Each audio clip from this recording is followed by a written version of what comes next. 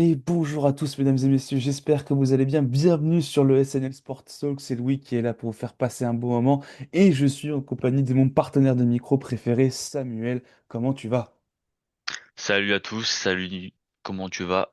Toi aussi. Bah, ça va très très bien, je suis très content de t'avoir à nouveau avec moi. Tu m'avais manqué un petit peu, ça fait un moment qu'on n'a pas Ouais, c'est parlé vrai de que ça fait un sport, petit hein. moment, ouais. Ça fait à chaque fois quand on discute de temps en temps, mais à chaque fois on attend les enregistrements pour s'appeler.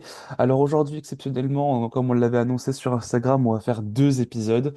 Un qui va être dédié à quelque chose qui s'est passé il y a pas si longtemps, c'est pour ça qu'on ne va pas le mentionner sur cette vidéo, mais on va plutôt se concentrer sur l'actualité sportive à part entière et on va parler de plein de choses. On a un petit programme avec Ouais, pas Samuel mal de choses, ouais. ouais, qui a été fait aux petits oignons. On va parler de foot, on va parler du Tour de France, on va parler un petit peu d'athlétisme, on va parler de plein de petits trucs, on va parler de tennis aussi. Donc je te propose, Samuel, de commencer peut-être par le foot, parce qu'évidemment c'est un des sujets les plus importants de ces émissions à chaque fois. On va faire un petit peu étape par étape. On va parler déjà de ce qui s'est fini récemment, la Coupe du monde des clubs. Ouais. Et Paris qui a goûté un peu à sa propre médecine parce qu'ils ont pris leur raclée, leur petite raclée, un bonnet du forme, 3-0 contre Chelsea. Les vainqueurs de la Conference League ont battu les vainqueurs de la Champions League. Et alors que Paris, on croyait Paris tout puissant après avoir explosé le Real Madrid et avoir réussi pratiquement tous ses sommets britanniques, eh bien ils tombent contre les vainqueurs de la Conference League et sachant qu'ils affrontent Tottenham, les vainqueurs de l'Europa League d'ici quelques semaines pour la Supercoupe de l'UEFA, eh bien c'est un Paris fatigué qu'on a retrouvé lors de cette Mm. confrontation et c'est Chelsea qui a empoché le sacre avec un Donald Trump qui n'avait pas envie de partir du stage. Ouais, c'est ça. Je pense que si avant le match on prenait les paris un peu, il y en avait assez peu qui allaient miser sur la victoire de Chelsea, surtout sur Ouais. ce score-là, 3-0. Moi personnellement, je m'attendais absolument pas à ça, même s'il fallait se méfier quand même de cette équipe de Chelsea parce qu'elle est jeune, Ouais. etc. et qu'elle Mais fait quand même de belles choses sur la compète. Mais si tu veux, là, enfin, je sais pour moi, c'était soit 6-1 Paris, soit 1-0 Chelsea. Tu vois, c'était soit l'extrême, soit l'autre. Ouais, ouais, bah, moi je voyais quand même une grosse danse de la part de Paris parce que il restait quand même sur deux gros résultats contre le Bayern et contre le Real après. Mais voilà, un jour sans, je pense. Et puis Mm. tu l'as dit, on a senti un effectif fatigué peut-être, mais bon, je pense que tous les joueurs de toutes les équipes sont fatigués, mais peut-être encore plus le Paris Saint-Germain parce qu'ils jouent Oui. avec une telle intensité. Bah, ils ont Ils joué tous sont les restés matchs possibles dans une saison. voilà, c'est ça. Même s'ils sont à peu près au même nombre de matchs, c'est pas le même effectif que Chelsea où ils ont 60 joueurs, 3 bus et 4 centres d'entraînement. Mais quand même, je pense que le jeu de Luis Enrique est quand même assez énergivore, en sachant qu'il a assez peu fait tourner, même s'il a fait tourner en Ligue 1, pardon, il a fait assez peu tourner sur les autres matchs et on est quand même Mm. resté sur un groupe de 12, 13 joueurs maximum. Donc voilà, il y a eu cette partie-là fatigue, mais surtout moi je sais pas ce que tu en as pensé toi, mais cette équipe de Chelsea elle m'a quand même impressionné.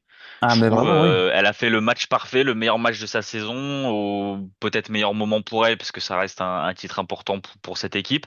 Mhm. Et franchement on a vu comme une équipe un peu miroir de ce que fait le Paris Saint-Germain. Ils les ont pris à leur propre jeu. Mm. Donc voilà, je sais pas ce que toi ce qu'on a pensé de cette équipe de Chelsea. Bah, franchement, j'ai été impressionné. Déjà, surtout, ce qu'il faut préciser, c'est très important, c'est que tout s'est fait en première période. Ouais. Chelsea a vraiment fait le travail en première période et après n'avait plus qu'à gérer. Euh, j'ai vraiment été impressionné, d'autant plus que Chelsea, voilà, avait une stature à tenir. C'était les champions en titre de cette Coupe du Monde des clubs. Ils étaient là en statut de champion du monde en titre et vraiment, ils ont fait le match vraiment parfait, en tout cas la première mi-temps parfaite. Et derrière, ils n'avaient plus qu'à maîtriser. Et Euh, même dans le vice, ils ont été très forts. On a vu oui. les joueurs du Paris Saint-Germain perdre un peu leur nerf à la fin. Ça c'est quelques Mm. échauffourées, Luis Enrique, etc. Et donc même à ce jeu-là, ils les ont un peu voilà, ils les ont perturbés. On a vu Cucurella, etc. Enfin bref, Mm. ils se sont bien joués de ça. Et franchement, bah c'est bravo à eux parce que C'est clair. bah on les voyait pas venir et finalement Alors, je c'est te eux dis une qui gagnent cette bêtise, compète. Ils n'étaient pas champions en titre, mais ils étaient champions il y a 3 ans. Non, ce que je Oui, voulais ils ont dire, gagné, mais bon, voilà. de toute façon, c'était pas la même, pas du C'est tout le ça. même format, Enfin, hein. c'est surtout que ouais, voilà, la Coupe du Monde des clubs telle qu'on la connaît maintenant a complètement révolutionné, ça n'a rien à voir. Et Voilà. c'est sûr que Chelsea, bon, ça a été une saison, mine de rien, on va dire plus satisfaisante que celle de l'année dernière. Je te parle uniquement en première ligue, mais il y a Ouais, ce ouais. titre en conférence qui leur fait beaucoup de bien. Et Mm. du coup, cette victoire en Coupe du Monde des clubs qui va solidifier un peu la saison de Chelsea, qui est vraiment au final est une bonne saison.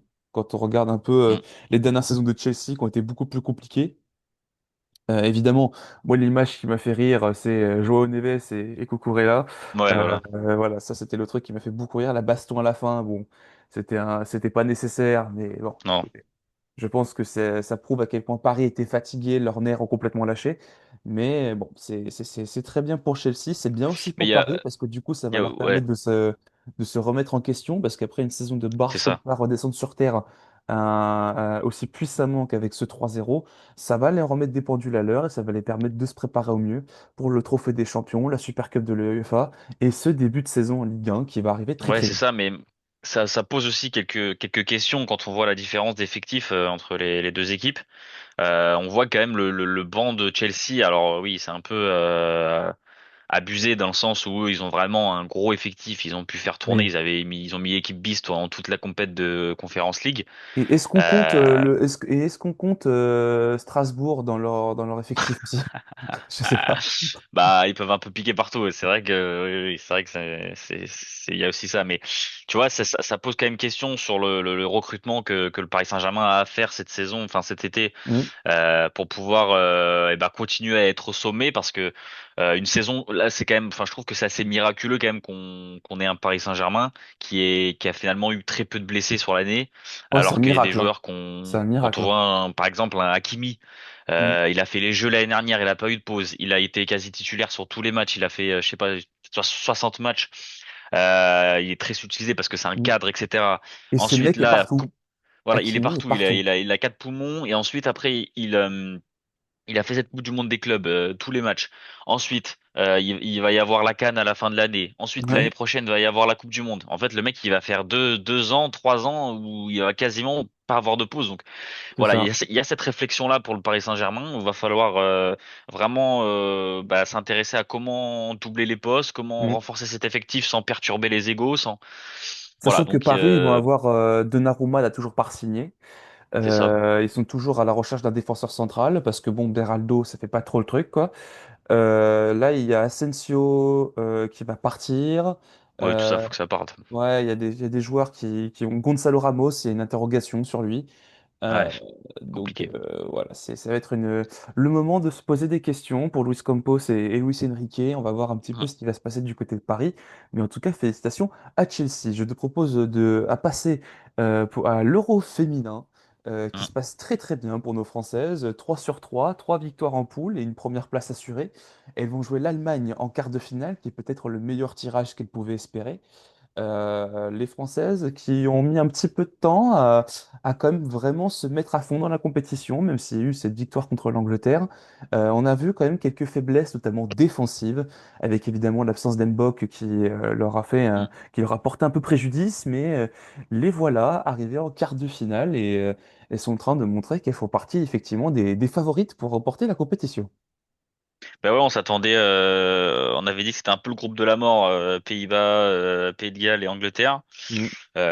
Surtout le premier match contre l'Angleterre, on s'est dit aïe aïe aïe, si ça part mal, ça va être difficile Les ensuite. championnats Et titres direct. puis voilà, c'est ça. Et puis au final, elles ont été impressionnantes enfin, elles ont géré le premier match parce qu'on a vu, comme je l'ai dit, qu'il y avait certaines faiblesses, mais gagner le premier match contre l'Angleterre, on a grosse confiance. Mm. Ensuite contre le Pays de Galles, c'est super bien passé. On s'est fait une Et petite puis frayeur quand même avec leur égalisation, mais après ça a déroulé. oui, voilà, mais dans l'ensemble, elles ont quand même bien maîtrisé. Elles sont à 11 buts en 3 matchs, Ah donc ouais, des très gros fort. scores. Un dernier match solide parce que elles sont menées à la pause 2 buts à 1 contre. Et ils mettent 4 buts de suite. Voilà, c'est ça. Donc là-dessus, on a quand même un groupe qui, malgré le fait qu'il y ait beaucoup de jeunes joueuses, qui ait pas une certaine absence de pas mal de cadres, Et c'est un choix, hein. etc.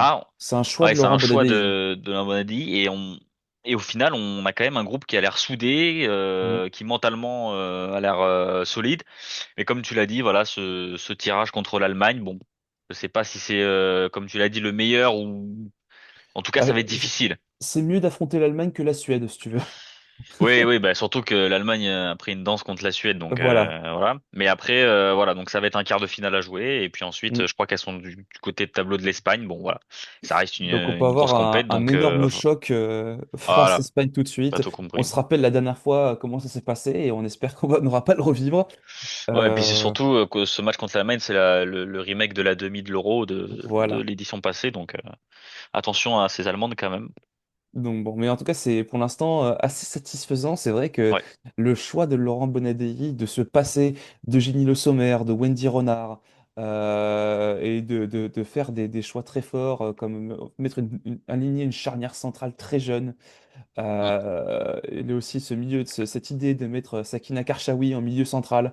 C'est ce genre dans un 4-3-3. C'est ce genre de choix qui prouve que c'est un coach qui n'a pas peur de prendre des risques. Et bon, il y a quelques joueuses qui, je pense, font pas une super compétition. Je pense à Sandy Baltimore, qui, je trouve, a beaucoup de mal Ouais, ouais, ouais. depuis le début. J'ai vraiment Mais bon, il y en a d'autres qui prennent le relais. On a vu oui, Cascarino, Cascarino qui fait un super. super match contre aux Pays-Bas. Ouais, ouais, Euh, qui en plus est arrivée sur le tard hein, avec le oui. groupe parce qu'elle était encore aux États-Unis, jouant un match fin juin. Donc, Parce que la et- WMLS, ça vient tout juste de se terminer. voilà. Et je pense aussi à Khadija Toudjani qui n'a été titulaire qu'un seul match. Sinon, elle est à peine sortie du banc. Est-ce que c'est un indicateur aussi? Faudra voir, parce que pourtant Khadija Toudjani est une super joueuse. C'est un choix de Laurent Bonadei. Donc pour l'instant, ça porte ses fruits. On va voir ce qui va se passer après. Mais en tout cas, voilà. Les Ouais, Françaises on espère le avancent dans la compétition. premier titre international pour ces Françaises. Ah, ce serait un Ça ferait rêve. plaisir. Ça ferait plaisir. Mais bon, Ce ça va être serait un dur. rêve. On va parler, si tu veux, mon cher Samuel, d'un dernier sujet foot. Ça y est, l'appel est tombé. L'Olympique lyonnais va rester en Ligue 1 et donc va conserver sa place en Ligue Europa. On a eu un changement de président, on a eu des garanties qui ont été présentées. Et surtout, il y a un club pour qui ça ne fait pas les affaires, qui trinque un peu de ce sauvetage de l'Olympique lyonnais, c'est Crystal Palace qui se voit rétrogradé en Conference League parce que Lyon s'est maintenu. Et on se demande un peu s'il y a de la justice dans tout ça. Ouais, bah, on s'était quitté là, il y a 2 semaines avec un peu cette interrogation parce que on était avant l'appel et bah au moment où on se parlait, c'était Lyon en Ligue 2 et pire si plus grave. Mais et au final, bon, ça passe. On l'avait dit, Michel Kang qui a pris le relais à la place de John Textor sur la présidence du club. Première présidente On avait féminine d'un club Voilà, masculin. c'est ça. On était quand même assez optimiste parce que c'était une femme d'affaires qui, voilà, gère très bien les féminines depuis un certain moment Mm. maintenant, qui a des garanties financières supérieures à John Textor. Et puis surtout, on savait que le fonds d'investissement Ares allait potentiellement soutenir aussi tout ça parce que pour leur image, etc., ça allait être difficile de voir rétrograder. On savait pas encore Mm. les sommes. Entre-temps, on a su les sommes, qu'il y a eu encore une nouvelle fois une inquiétude parce que ça parlait d'une centaine de millions plus une centaine de millions de Mm. garanties. Enfin bref, Sans des compter gros les chiffres. manigances de John Textor avec Botafogo Voilà. aussi. Fallait retrouver un peu la confiance de la DNCG et je pense que Michel Kang l'a très bien fait. Et puis au final, ça passe.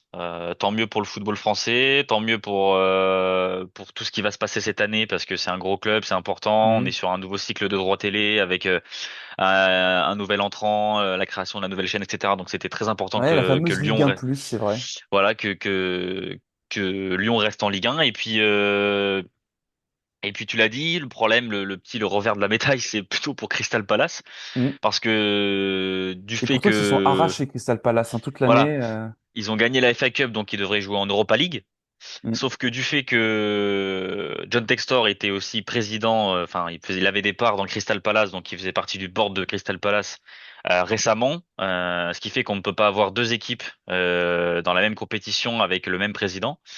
Sauf que entre-temps, bah, John Textor il a vendu ses parts, mais apparemment trop tard pour l'UEFA, ce qui fait que le Crystal Palace se rétrogradé en Conference League. Évidemment, ça leur plaît absolument pas. Il y a eu des Ah bah non. manifestations, des insultes, etc. Plusieurs recours. J'espère que pour eux, ça va aboutir auprès de l'UEFA, mais bon, ça, Ça me paraît un peu c'est quand tard, même malheureusement dommage. pour eux, ouais. Et surtout, Ouais. c'est vraiment triste parce que c'est vraiment une année où ils ont fait une super saison. Ouais. Vraiment, avec cette victoire en FA Cup, ça En faisait finale, ouais. je sais pas combien d'années qu'ils n'avaient pas remporté de trophée. Et là, ils remportent un super trophée contre Manchester City, c'était énorme. Et là, bah, du coup, il se voit punir à cause de John Textor, à cause de Lyon, enfin involontairement, mais c'est un peu la tristesse pour eux. Donc, du coup, il va être rétrogradé en Conference League. Et du coup, bah, en Ligue 1, il n'y aura pas de changement, il n'y aura pas de Non, sauvetage potentiel pas de de soft, Lens pour aller en Conférence. Ce pas sera de Reims se sauver non plus. non plus. Tant Reims mieux. restera bien en Ligue 2 cette année. On va arrêter de parler de foot pour l'instant, Samuel. On en parlera bien Ouais. plus un petit peu plus tard pour un sujet qui est beaucoup moins drôle. On va parler de Wimbledon qui a rendu son verdict. Iga Swiatek et Yannick Sinner ont remporté donc le trophée de ce tournoi sur gazon, le plus mythique du tennis mondial. Alors, on a eu deux matchs pratiquement à sens unique. Ouais. J'ai envie de te Ouais. dire, notamment la finale du côté féminin, un 6-0, 6-0. Alors, on tient quand même à préciser que ça a été un match d'où le score ne reflète pas vraiment ce qui s'est passé sur le terrain. Hein, on va quand On va même dire que être. c'est une perdition et que c'est très lourd, mais Voilà. effectivement, c'est quand même ce qui s'est passé. Mais bon, ça reste très Hein, lourd quand pour tu le moi, vois comme ça ça. reste effectivement quand même extrêmement sévère. On va commencer justement par parler de cette finale féminine avec Anisimova qui avait réussi à prendre par surprise Sabalenka et la battre en 3-7 en demi-finale. Une Sabalenka toujours fidèle à elle-même qui a plus passé son temps à accuser l'adversaire qu'à se dire que c'est elle qui a raté son match. Et derrière, malheureusement, je pense le stress de sa première finale en Grand Chelem et Iga Swiatek a juste déroulé 6-0, 6-0, même si elle a quand même essayé de résister comme elle pouvait.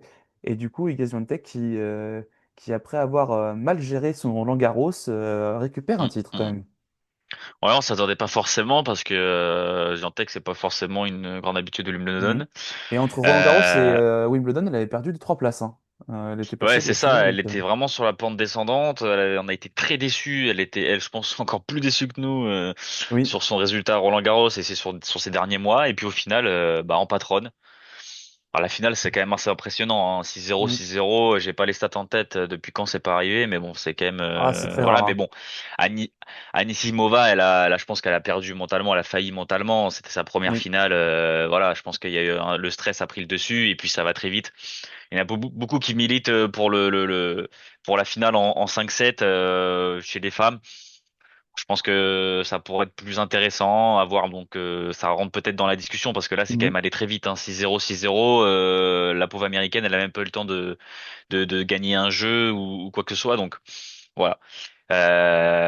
Swiatek en patronne, Zabalenka décevante et puis Ouais. on Et il verra n'y a pour la pas suite qu'elle qui a quoi. été décevante. Hein. Coco Gauff, la toute récente Aussi, championne de Roland-Garros, qui s'est fait sortir dès le premier tour.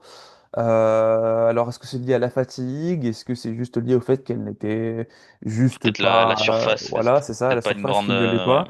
Mais c'est quand même aussi extrêmement décevant de sa part. Donc, on va voir un peu l'aftermatch de tout ça très très vite. Du côté masculin, eh ben, Yannick Sinner a remporté son duel contre Carlos Alcaraz. 4-6, 6-4, 6-4, 6-4. Un match où vraiment on a senti dès le deuxième set la bascule. Yannick Sinner derrière Ouais. était inchopable, beaucoup trop fort au service et un Alcaraz trop maladroit fait que l'Italien est sacré champion du tournoi sur gazon. Alors encore une fois, on a un peu cette petite gêne avec Yannick Sinner par rapport à sa suspension pour Hmm. dopage. Mais voilà, pour le coup, effectivement, par rapport à Roland Garros, il ne s'est pas fait avoir et l'Espagnol a peut-être craqué de peut-être l'impact physique un peu trop fort qui a eu lieu sur le Philippe Chatrier il n'y a pas si longtemps que ça. Ouais, bah franchement, chapeau Sinner parce que avant le tournoi, moi, je misais totalement sur On aurait même Carlitos parce pronostiqué que Alcaraz tous les deux. ouais, parce que bah il était double tenant du titre et il venait de sortir d'un Roland Garros avec le titre, donc la confiance était au max. Il avait pas perdu entre les deux Grands Chelems. Ça commençait super bien, enfin Carlitos classique quoi. Et puis Mm. Sinner lui, il venait de perdre. Il venait de perdre d'une manière le plus beau match de quasiment de l'histoire. Donc Oui. il était sûrement au plus bas. Donc Et en plus, la Sinner, force, il a failli craquer contre Dimitrov avant qu'il se blesse. c'est Hein. ça. Il y a Voilà, c'est aussi ça. ça. En huitième, il perd 2-7-0 contre Dimitrov, tu l'as dit. Et heureusement, malheureusement plutôt pour le Bulgare, il se blesse au pectoral, je crois. Il prend sa retraite là-dessus en plus. C'est Ah terrible. Hein. bon? Ah oui, de ce que j'ai compris, il prend sa retraite Ah là-dessus, je ouais. crois. Ouais. Ah ouais, d'accord. Ah ouais, donc là c'est très grave. Donc voilà. on sait pas comment ça aurait pu finir. Et puis la force, enfin ce que je voulais surtout souligner, c'est surtout la force mentale de Sinner, quoi. Mm. Le mec, il retombe en finale contre Alcaraz. Il a perdu il y a 3 semaines contre lui un match magnifique. Il a été de toute la compétition franchement assez impressionnant, sauf contre Dimitrov, on l'a dit. Ouais. Contre Djoko en demi, on n'a Oh, pas ça a vu été Djoko. maîtrisé, voilà, c'est C'est trois ça. 7 c'est voilà. Il a totalement muselé Alcaraz, j'ai trouvé en finale. Mm. Il a été parfait quasi de A à Z. Ouais, il est Après, je trouve, impressionnant en fait dans. je trouve que Alcaraz a plus déjoué que Sinner a dominé, parce que Je sais Alcaraz pas. a commis un nombre de fautes, notamment au service, c'était insupportable. Vraiment, il a commis des doubles fautes, mais vraiment, c'est inadmissible de faire ça. Et même moi, au bout d'un moment, ça m'a fait un petit peu rire, parce que lorsque Sinner avait 3 balles de match et que Alcaraz en sauve une, je me dis, ah tiens, on est reparti pour un Ah tour. ouais. Sauf que du coup, malheureusement, Sinner ne se fera pas avoir 2 fois. Et Non, pas 2 fois. c'est l'Italien du coup qui s'impose. Mais il Voilà. a Est-ce que surtout pris des risques au service Sinner, parce oui, il que a tenté des en deuxièmes face, balles ultra fortes aussi, ouais. voilà, c'est ça. En face, c'est quand même l'un des meilleurs relanceurs. Alcaraz, il a été très fort depuis le début du tournoi, et puis t'as Sinner, il a tenté, et surtout, c'est ce qui m'impressionne moi, c'est sa régularité. C'est-à-dire que il est pas sur, comme on l'avait déjà dit, il est pas sur des coups de folie. Mhm. Il a pas le talent pur de d'Alcaraz, je pense. Mais Non, par je contre, sur pense la en régularité, jeu, sur il est plus la faible, ouais. voilà, sur la manière dont il attaque, il prend les balles très tôt. Enfin, il est impressionnant et franchement, ça promet que de beaux duels entre ces deux garçons. C'est clair. Donc là, pour ce coup-ci, avantage Sinner. Après, je me rappelle, je regardais le match avec mon oncle et lui, il était notamment un petit peu agacé du fait que bah, Sinner, c'est pratiquement qu'un jeu de service. C'est lui, pour lui, et Ah, mais Sinner, c'est c'est pas qu'un que jeu de. ça, mais Je sais bien, mais en gros, il se plaignait qu'en fait, maintenant, le tennis, c'était juste. Il y a plus de jeu. Le service n'est plus une mise en jeu. C'est juste, on tente de prendre le point tout de suite et il n'y a pas vraiment Wimbledon, c'est voilà. sûr que le service, Le service prime avant tout. voilà, c'est déterminant. Mais Mais c'est un débat qui est quand tu, intéressant sur la table. Voilà. ça pourrait être intéressant, mais c'est sûr en face, quand tu vois Alcaraz, c'est pas pareil en termes de, il a une main incroyable, Mm. mais Sinner est tout aussi bon, mais peut-être dans une autre manière, je pense. C'est ça. Mais bon, en tout cas, c'est une victoire pour l'Italien et on passe à la suite. On passe au Tour de France qui, pour l'instant, en tout cas, enfin, il y a pas, il y a beaucoup de chutes. Pour C'est le vrai. coup, il y a beaucoup de chutes. C'est quand même assez impressionnant. Et pour l'instant, on a un Pogačar qui reste un petit peu tranquille, qui reste toujours très très haut dans le classement, mais qui ne prend pas trop de risques pour le moment. C'est un Tour de France tranquille pour le moment. Bah ouais, c'était un peu ce qu'on imaginait parce que les 10 premières étapes, c'était relativement calme. On était plus pour des punchers, quelques étapes de punch et pas mal d'étapes de sprint. Mhm. Donc forcément, pour les garçons du général, les deux monstres, ça va plus se jouer dès maintenant là. Ça commence. Alors Ouais, on ça démarre là, on enregistre. rentre dans le lourd. Voilà, on va rentrer dans le dur d'ici jeudi, vendredi. Voilà, ça va commencer à se battre et à avoir des attaques. Mais on a quand même eu une explication, on va dire, à distance parce qu'on a eu ce chrono de Caen Oui. où bah, justement Vingegaard a failli. Il a perdu plus d'une minute sur Pogacar qui fait un chrono très correct. Ouais. Donc voilà, malheureusement, il a déjà un retard sur Pogacar et on a l'impression que pour l'instant, il est intouchable Pogacar, à moins qu'il se loupe quelque part. Je vois pas comment pour l'instant Vingegaard pourrait le surprendre, à voir sur les Ouais. grosses étapes de montagne, les longues, en sachant surtout que Pogacar, dans son équipe UAE, a perdu l'un de ses lieutenants. Vraiment, Oui. sa rampe de lancement, Almeida. Donc à voir dans les étapes de montagne comment ça va se passer, mais pour l'instant je vois pas comment, à part une petite faille de Pogacar, pour l'instant Ouais, Vingegaard par un pourrait craquage, ça reprendre. paraît compliqué, quoi. Ouais, ça paraît compliqué parce que on le sent en forme, on le sent attentif, et pour l'instant Pogacar il a pas de raison d'attaquer. Pour l'instant il a Non, une non, minute non. 30 d'avance, on n'est pas encore sur les grosses étapes. Pour l'instant il a juste à défendre sa place. Bon, il a pas le maillot jaune, hein. Le maillot Non. jaune c'est Benelli qui l'a, le coureur d'Education First, qui est d'ailleurs le premier Irlandais depuis 87 à avoir le maillot jaune. Donc, C'est et beau, il a hein? été d'ailleurs, ouais, ouais, c'est très beau. Il a été impressionnant, hein. Il a remporté une étape et il a pris le maillot jaune. Alors on enregistre hier. Oui. Et franchement, il est d'une puissance et d'une résistance assez Ah, il est impressionnante, costaud, ce hein. garçon. Il est très Ouais, costaud. 24 ans, il est très, très, très, très, très costaud. Et peut-être un petit mot des Français, peut-être. Pour Oui, l'instant, c'est pas top. Hein, on n'a non, pas bah non. aucun Français Après, bon, dans le top 3 d'une malheureusement, étape. est-ce que ça attendait vraiment Ouais, quelque chose? ouais, mais tu vois, il y a eu pas mal d'étapes de sprint. Je m'attendais peut-être à une victoire d'étape. Pour l'instant, c'est pas le cas. Donc c'est dommage, même pas un petit top 3. Ça fait très Et longtemps qu'il n'y a là, pas on eu arrive ça. dans le dur de la compétition et ça me Ouais. paraît de plus en plus difficile pour voir une victoire française, hein. Bah, on sait jamais sur une étape de montagne, une étape peut-être de punch. On a pour l'instant le maillot à poids Aligné Martinez, donc ça c'est bien. Mhm. On va voir combien de temps il va le conserver, mais bon, avec Pogacar, ça va être difficile. Et puis, pourquoi pas Kevin Vauquelin, au général, il est sixième pour l'instant, il a fait un bon début. Mhm. On est peut-être est-il capable d'aller chercher une étape et d'aller se rapprocher du top 3, même si ça va être difficile évidemment, au vu de la Là, concurrence. ça va être compliqué, mais on espère quelque chose. En tout cas, il nous reste Au encore, moins une étape, j'espère, voilà. Il nous pour reste ces deux garçons. semaines encore de compétition, donc enfin une semaine et demie, allez, au jour où on enregistre. Donc du coup, on va bien voir ce que ça va donner. On va terminer, Samuel, je pense, sur un petit mot d'athlétisme et sur un certain Kevin Mayer qui va faire saison blanche. Et Kevin Mayer, on a l'impression, c'est un peu la descente aux enfers. Ouais, c'est dur parce que donc on se rappelle, si on rappelle un peu les faits, il enchaîne des blessures depuis pas mal d'années, c'est difficile, il s'arrache à chaque fois. Et donc l'année dernière, il se qualifie pour les Jeux et à Charletti début juillet, il se blesse gravement sur un centimètre. Mm. Voilà, donc rupture du tendon ischio-jambier, je crois. Oui. Donc très grosse blessure, 6 mois sans rien, question de d'opération ou pas, il s'est pas fait opérer. Voilà, c'est son choix. Donc voilà, ça fait depuis maintenant un an et quelques qu'on l'a pas vu sur la piste.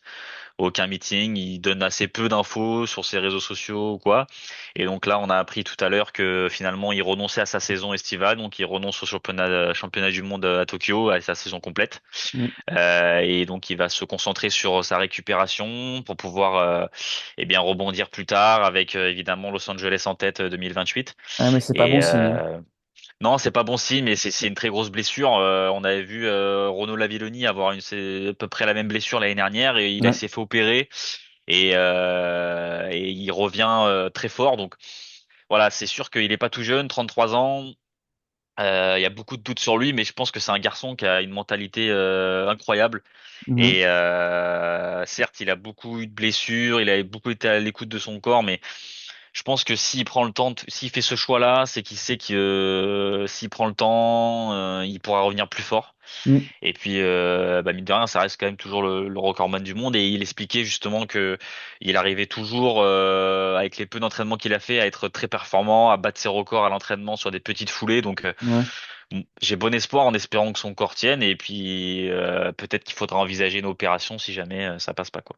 Ouais, c'est ça. Mais après, je sais pas si tu as vu, mais Kevin Mayer a été de plus en plus sujet aux critiques, Ouais, notamment sur les réseaux sociaux ces dernières années. Un peu, on dit de lui que c'est un chouineur, qu'il pleure beaucoup. ouais.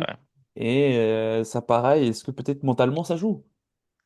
Je sais pas si mentalement ça joue, c'est possible, mais lui, en tout cas, il est très fort mentalement. Je pense pas qu'il écoute ça, mais c'est vrai qu'il a cette réputation de chouineur, de mec qui se plaint tout le temps. Et c'est vrai qu'il est souvent, ces dernières années, en train d'expliquer le pourquoi du comment il se blesse, etc. Mais c'est sa manière aussi de communiquer et Mm. d'expliquer les choses. Et c'est un garçon qui écoute énormément son corps et qui, à la moindre alerte, voilà, c'est pas possible pour lui de prendre de risques. Mais c'est sûr que les dernières images de lui qu'on a en tête, c'est des championnats du monde, c'est des compétitions où il s'arrache, il est blessé, il s'arrache, Ouais. il continue, il abandonne parfois. Et en fait, le décathlon, c'est tellement physiquement difficile Je pense qu'ils parce se qu'il rendent faut pas se compte rendre, de quel point c'est dur le voilà, décathlon. c'est tellement difficile et quand on a quelqu'un qui a sujet comme ça à des blessures et qui en plus a une manière d'intérioriser la blessure et de gérer ça, forcément ça peut amener des critiques et quand on est bah, pour lui c'est l'une des stars françaises de l'athlétisme ces dernières Mm. années donc forcément il prend énormément de lumière et donc des critiques sur ça. Ouais, c'est un petit peu le revers de la médaille, comme on le disait. Écoute, mon cher C'est ça. Samuel, je crois qu'on a fait le tour. À moins que tu aies quelque chose à ajouter Non, éventuellement. à part si tu voulais dire peut-être un mot de la chaîne, peut-être un peu tôt, peut-être sur la chaîne de la Ligue 1 qui va Écoute, démarrer. moi sur ça, je te propose carrément de faire une émission où on va se concentrer dessus, Ouais. sachant qu'on est en train de réfléchir tous les deux à faire, on est en train d'en discuter pour éventuellement, c'est pour l'instant qu'une éventualité, de faire un épisode par semaine en août. On en avait Ouais. discuté et on va voir un petit peu si on va mettre ça en place ou pas. Ce serait super cool. Mais je te propose d'attendre un petit peu comment ça va se Ouais, passer les que ça premiers se mette en matchs. place. Voilà, c'est ça.